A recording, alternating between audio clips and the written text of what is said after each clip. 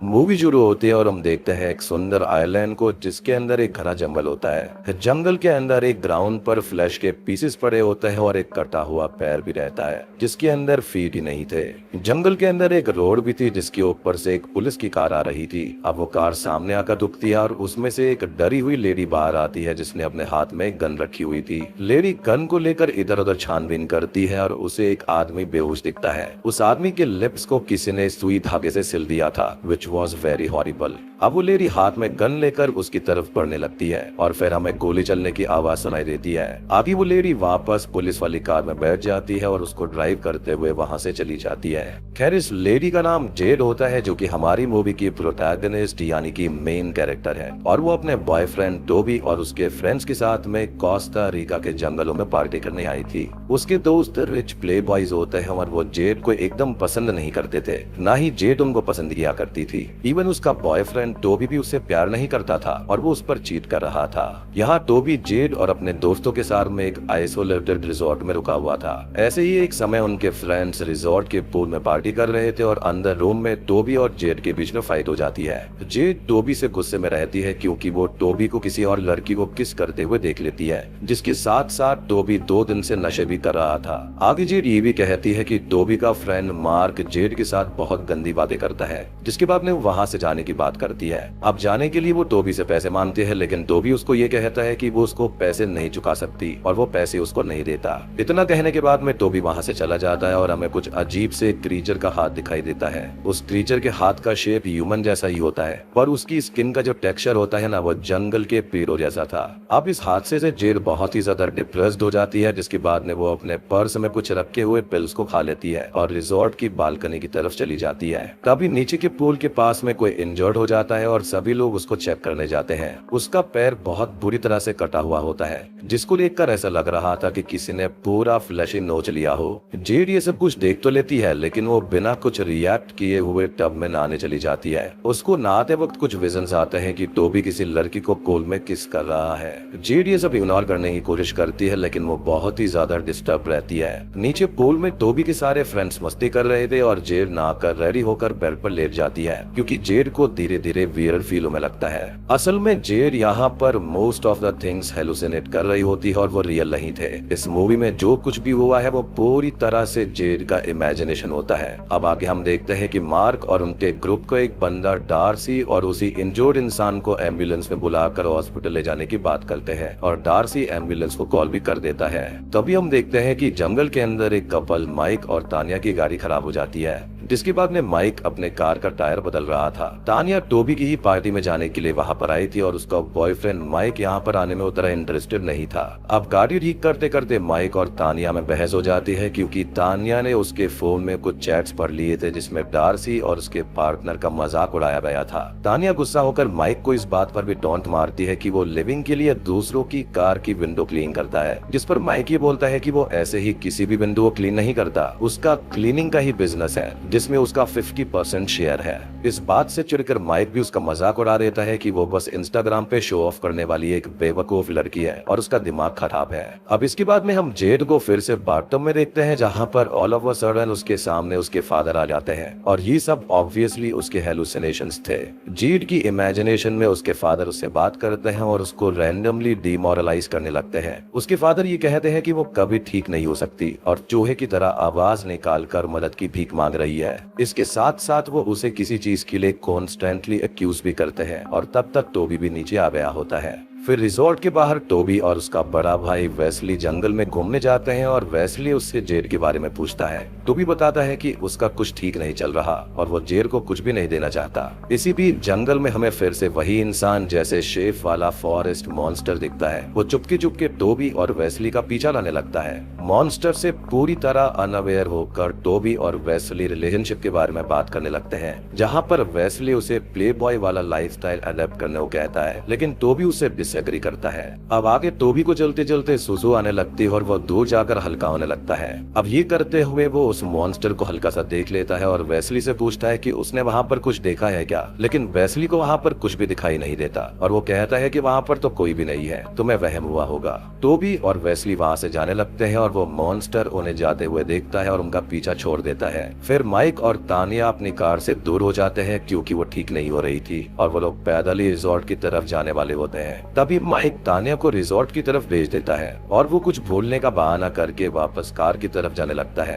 End of course यहाँ पर उसने कुछ भी नहीं बोला था, वो बहाना बनाकर जंगल घूमने चला जाता है। अब आगे हम रिजॉर्ट में जेड को अपने रूम के अंदर बाथरूम में चलते हुए देख पाते हैं और वो हेलुसिनेशन करते हुए फिर से अपने डैड से बात करती है। उसके डैड काफी नेगेटिव होते हैं और उसकी इमेजिनेशन में उसको बार बार ह्यूमिलिएट कर रहे थे। उसके डैड जेड को किसी बात पर माफी मंगवाना चाहते थे और उसके लिए बस बुरा सोचते रहते हैं। इसके बाद में माइक जंगल में अकेला घूमता रहता है कि तभी वहाँ से एक एम्बुलेंस क्रॉस करती है और ये वही एम्बुलेंस थी जिसको डार्सी ने बुलाया था। वो रिजॉर्ट के पास में पहुंच जाती है और डार्सी एम्बुलेंस में इंजर्ड विक्टिम को बैठा देता है। वहीं पर जेड को अपने रूम में मिरर में उसी का रिफ्लेक्शन दिखता है जो कि उसके बिहेवियर को रिफ्लेक्ट ही नहीं कर रहा था। इनफैक्ट उसका रिफ्लेक्शन उसी से बात कर रहा था। वो तभी फिर से हेलुसिनेट करते हुए अपने फादर को देखती है जो कि उसे तीन तीन दिखाई दे रहे थे। वो परेशान होकर एंग्शियस होने लगती है और खराब फील करने लगती है। इसी बीच वो एम्बुलेंस रास्ते में चल रही होती है और अचानक से ही जंगल में से एक मॉन्स्टर निकलता है और एम्बुलेंस की विंडो से ड्राइवर को पकड़कर बाहर निकाल लेता है। इससे एम्बुलेंस में बैठा हुआ को पायलट भी डर के बाहर आने लगता है। फिर मॉन्स्टर ड्राइवर को जमीन पर लेटा देता है और उसके लिप्स को सील कर देता है और ये बिल्कुल वैसा ही विक्टिम है जैसा कि हमने मूवी की स्टार्टिंग में देखा था। फिर हमें दिखाया जाता है कि सिर्फ ये एम्बुलेंस ड्राइवर नहीं बल्कि आसपास के बहुत सारे लोगों को इन जंगली मॉन्स्टर्स ने मार दिया है। जंगल में कहीं किसी की परी हुई टांग भी होती है तो कहीं खाया हुआ फ्लैश, और यही चीज हमने स्टार्टिंग में देखी थी। फिर हमको एक होटल का सीन दिखाया जाता है जहाँ पर दो पुलिस वाले इंटीमेट होकर उठते हैं और किसी अमेरिकन की कॉल को इग्नोर करने की बात कर रहे थे और ये कॉल्स टोबी के दोस्तों ने ही किए थे। दूसरी तरफ रिजॉर्ट के अंदर पूल में सारे दोस्त यानी कि Toby, Wesley, Darcy, Tania, Harrison, Mark और कुछ लोकल लड़कियां मस्ती कर रही थी।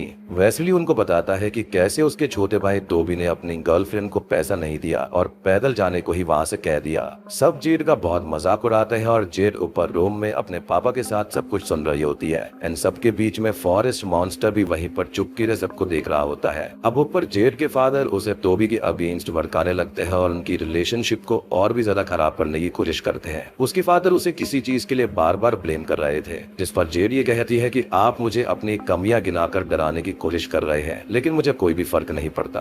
तभी टोबी पूल से रिजॉर्ट में वापस आता है और किचन में रखी हुई कोकीन के भरे हुए जार को लेकर बाहर आता है, बट बाहर जाते ही उसके ऊपर वो मॉन्स्टर अटैक कर देता है और टोबी उनके बीच से गायब हो जाता है। थोड़ी देर के बाद में टोबी को ढूंढते हुए जेड बाहर पूल के पास में आ जाती है और वहाँ पर लोगों से पूछती है कि उन्होंने टोबी को देखा है क्या, पर मार्क उसका मजाक उड़ा देता है और वो इरिटेट होकर वहाँ से भाग जाती है। फिर सभी लोग हंसते हैं और मार्क पूछता है कि कौन कौन सिटी की तरफ जाकर बार में मस्ती करना चाहता है, तो वेस्ली वहाँ पर जाने से मना कर देता है, लेकिन डार्सी और हैरिसन चलने को तैयार हो जाते हैं। तीनों जंगल की तरफ निकल जाते हैं और जेड भी पैदल जंगल में घूम रही होती है क्योंकि उसके पास बाहर जाने का यही एक रास्ता था। साथ ही साथ पुलिस की कार भी ऑन द वे होती है और जंगल एंटर करने वाली थी।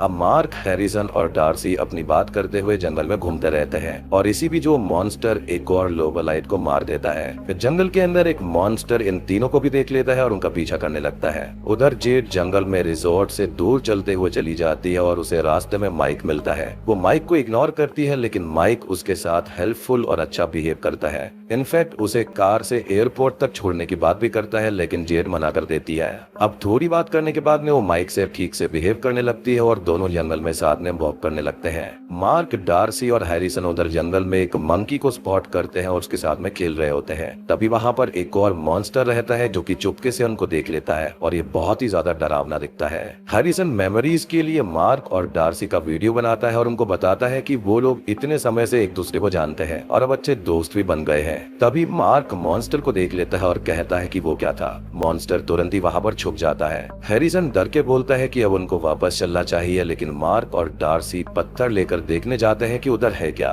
पुलिस भी अब जंगल पहुंच जाती है और उन्हें वो रोड पर पड़ी हुई एम्बुलेंस दिखाई देती है जिसके ड्राइवर को यहाँ के मॉन्स्टर ने मार दिया था। दोनों पुलिस वाले अपनी कार से उतरकर उस एम्बुलेंस की छानबीन करते हैं और आसपास की सराउंडिंग को देखते हैं। तभी लेडी पुलिस वहाँ पर एक मॉन्स्टर को स्पॉट कर लेती है और उस पर गन पॉइंट कर देती है। गोली चलने की आवाज आती है और मेल पुलिस ऑफिसर भी वहाँ पर उसको देखने जाता है। उधर टोबी के तीनों दोस्त भी जल्दी जल्दी भागने लगते हैं और उन्हें मॉन्स्टर बहुत ध्यान से देखने लगता है। हैरिसन बार बार कहता है कि उन्हें वापस चलना चाहिए और वो धीरे हो जाता है, लेकिन मार्क और डार्सी पत्थर लेकर जल्दी जल्दी चलने लगते हैं और आजू बाजू ढूंढने लगते हैं। हैरिसन तभी पीछे हो जाता है और तभी उस पर मॉन्स्टर अटैक कर देता है। दूसरी तरफ मेल पुलिस ऑफिसर बाहर देखता है कि उसकी गर्लफ्रेंड जमीन पर लेटी हुई है और एक मॉन्स्टर उस पर चढ़कर उसका मुंह सिल रहा था। ऑफिसर तुरंत ही मॉन्स्टर की तरफ गन पॉइंट कर देता है। अब तानिया भी अकेले बोर होकर सबको ढूंढने आ जाती है और जंगल की तरफ आती है जहाँ पर उसकी कार थी। वहाँ पर वो माइक को ढूंढने लगती है।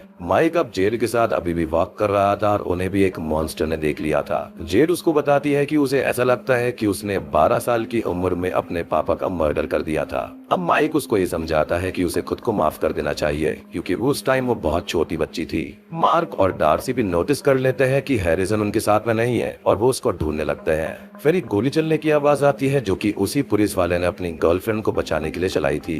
माइक और जेड भागने लगते हैं और उधर डार्सी और मार्क भी हैरिसन को डर से ढूंढने लगते हैं और इधर उधर भागते हैं। फिर हम देखते हैं कि हैरिसन एक ट्री में लीन कर कर बैठा हुआ था और उसके मुंह को सिल दिया गया था और उसके फीट भी काट दिए गए थे। हैरिसन को होश आता है और वो अपनी हालत देखकर रोने लगता है। लेग में फीट नहीं होने की वजह से वो खड़ा भी नहीं हो पाता। वो रोते रोते वहां से क्रॉल कर कर जाने लगता है। तानिया भी माइक को भागते भागते ढूंढती है लेकिन मॉन्स्टर उसे पहले ढूंढ लेता है। मॉन्स्टर तानिया को दौड़ाने लगता है और जंगल में हर तरफ मॉन्स्टर्स डिफरेंट ह्यूमंस के पीछे जाते हैं और इधर उधर डेड बॉडीज फेंकते रहते हैं। हर कोई डर से बस इधर उधर भाग ही रहा था और जेड को भागते भागते पूरे पास्ट की याद आने लगती है। टोबी और उसके फ्रेंड्स जो कि उसका बहुत मजाक उड़ाते थे। अब एक मॉन्स्टर डार्सी को भी पकड़ लेता है और मार्क उसे छुड़ाने की पूरी कोशिश करता है लेकिन वो बाद में मार्क को ही मार देता है। डार्सी किसी तरह से उससे छूटकर भागने लगती है लेकिन मॉन्स्टर्स ने डार्सी का मुंह ऑलरेडी सिल दिया था।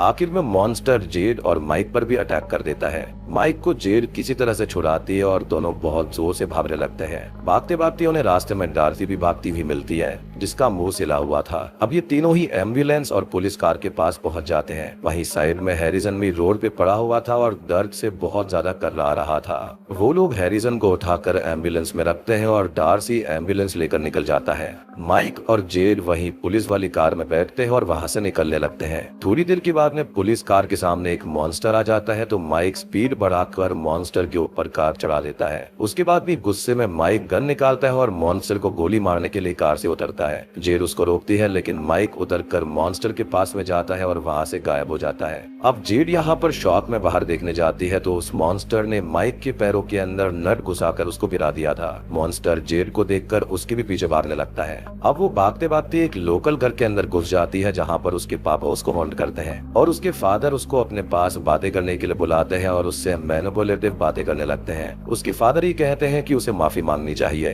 तभी दूसरी तरफ हम देखते हैं कि हैरिसन और डार्सी की एम्बुलेंस अपने आप रुक गई है और मॉन्स्टर ने डार्सी को पकड़ लिया है।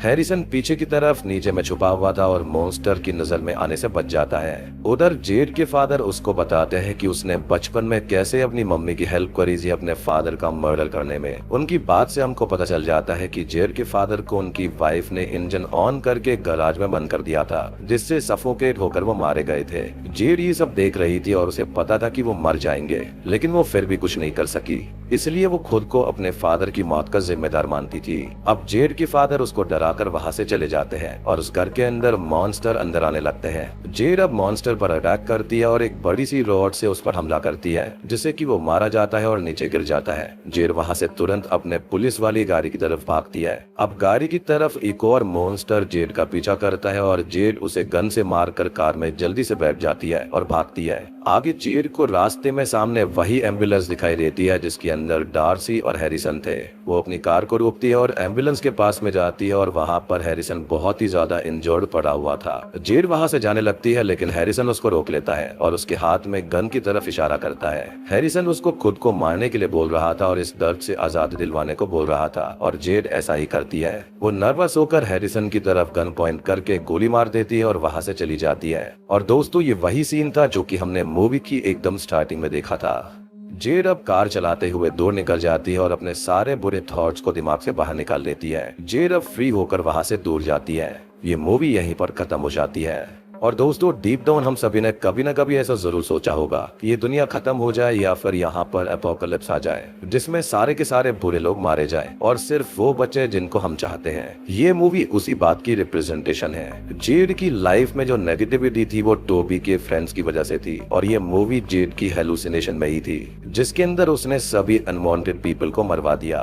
और जो मॉन्स्टर्स कार से कुचल जाने के बाद भी नहीं मरे थे उन्हें जेड ने सिर्फ रॉड और गन से मार दिया। और इससे हमको ये पता चलता है कि वो मॉन्स्टर्स असली नहीं थे बल्कि सारी की सारी जेड की इमेजिनेशन थी। लाइक वो अपने अंदर के डीमंस को मार रही थी। कार चलाते हुए जेड फ्री फील करती है बट हमको दिखाया जाता है कि कार में उसके डैड भी बैक सीट पर बैठे हैं। अब ये बात इस चीज को दर्शाती है कि भले ही जेड ने अपने अंदर के सारे डीमंस को मार दिया हो, बुरे थॉट्स को मार दिया हो, नेगेटिव लोगों को मार दिया हो, लेकिन वो आज भी खुद को अपने फादर का मर्डरर ही समझती है। अब देखो यहाँ पर ये जो डायरेक्टर का यूनिक स्टोरी टेलिंग स्टाइल है ना है तो काफी अच्छा, लेकिन यहाँ पर ये कहीं ना कहीं लोगों को कंफ्यूज करता है कि ये सब चीजें वाकई में हुई भी है या फिर नहीं हुई है। लेकिन कई बार ऐसा लगता है कि ये डीमंस तो रियल थे यानी कि ये मॉन्स्टर तो रियल थे, लेकिन बाकी सारी चीजें जो थी वो यहाँ पर उसके हेड में चल रही थी। कई बार ऐसा फील होता है कि ये सारी चीजें हुई ही नहीं है। लाइक उसने वो एक गोली ली थी जिसके बाद में वो बाथटब में नहाने चली गई थी और उसके बाद में वो सारी चीजें अपने माइंड में ही सोच रही थी। लाइक फॉरेस्ट के अंदर कुछ मॉन्स्टर्स होंगे जो कि उसके सारे आसपास के लोगों को मार देंगे जिनको वो पसंद नहीं करती है। तो मूवी का जो कॉन्सेप्ट है ना वो तो काफी बढ़िया है, लेकिन जो उसका स्टोरी टेलिंग स्टाइल है और डायरेक्शन है वो थोड़ी सी वियर्ड है। लाइक एक ही सीन को बार बार दिखाया जाता है और इस मूवी का जो ओरिजिनल टाइटल था ना वो था जेड्स असाइलम। तो मुझको ये लगता है कि जो जेड का दिमाग है ना वही उसके लिए एक असाइलम जैसा है और इसलिए ही जो सीन्स है ना वो बार बार रिपीट होते रहते हैं। लाइक ये सारी चीजें उसके माइंड में चल रही है क्योंकि यहाँ पर जेड ये सोचती है कि उसका बॉयफ्रेंड उसको धोखा दे रहा था और वो किसी और लड़की के साथ में इंटीमेट हुआ था, जबकि टोबी का ये क्लियरली कहना था कि बस उसके दिमाग में है और उसने बिल्कुल भी अपनी गर्लफ्रेंड पर चीट नहीं किया है। और ये बात सिर्फ और सिर्फ जेड के दिमाग में ही चल रही थी। इस चीज को वेस्ली कंफर्म कर लेता है यानी कि टोबी का भाई। वो टोबी से क्लियरली कहता है कि तुम प्ले बॉय क्यों नहीं बन जाते हो, यानी कि इसका मतलब ये है कि वो प्ले बॉय नहीं है और जेड से प्यार करता है। लेकिन यहाँ पर जेड ही है जो कि उसकी बात सुनने के लिए रेडी नहीं होती। वो अपने बचपन के ट्रॉमा से इतनी ज्यादा हॉन्टेड है कि उसको ऐसा लगता है कि सभी लोग उसका मजाक उड़ाते हैं। यानी कि यहाँ पर इसके दो सब प्लॉट्स हो सकते हैं। एक प्लॉट तो ये है कि जो जेड का माइंड है वो थोड़ा सा खराब है और वहाँ पर वो सारी चीजें इमेजिनेशन करने लगती है, और दूसरा जो सब प्लॉट है वो यहाँ पर इन ट्राइबल लुकिंग क्रीचर्स का है जो कि यहाँ पर आने वाले लोगों को मार देते हैं और उनको यहीं पर गाड़ देते हैं। बाकी आप लोग मुझे बताना कि आपको क्या लगता है, आपकी क्या ओपिनियन है इस मूवी के बारे में।